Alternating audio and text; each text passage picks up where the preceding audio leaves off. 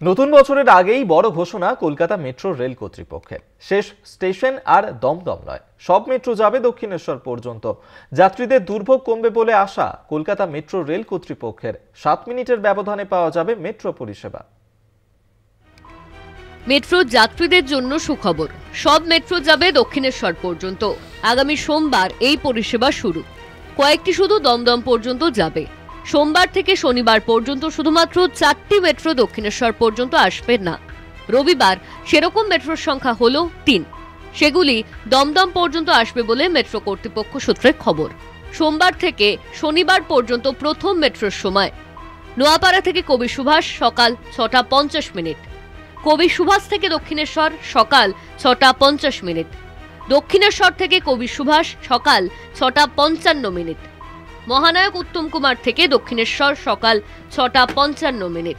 সোমবার থেকে শনিবার পর্যন্ত শেষ মেট্রোর সময় কবি সুভাষ থেকে দক্ষিণেশ্বর রাত 9টা 30 মিনিট, দক্ষিণেশ্বর থেকে কবি সুভাষ রাত 9টা 33 মিনিট, কবি সুভাষ থেকে দমদম রাত 9টা 40 মিনিট। রবিবার কোন কোন মেট্রো দমদম পর্যন্ত আসবে? কবি সুভাষ থেকে দমদম রাত 8টা 5 মিনিট, কবি সুভাষ থেকে দমদম রাত 9টা 1 মিনিটে, কবি সুভাষ থেকে দমদম রাত 9টা 40 মিনিটে।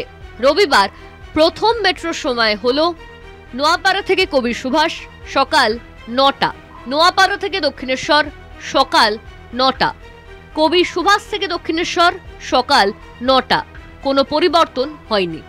দক্ষিণেশ্বর থেকে কবি সুভাষ সকাল 9টা, কোনো পরিবর্তন হয়নি।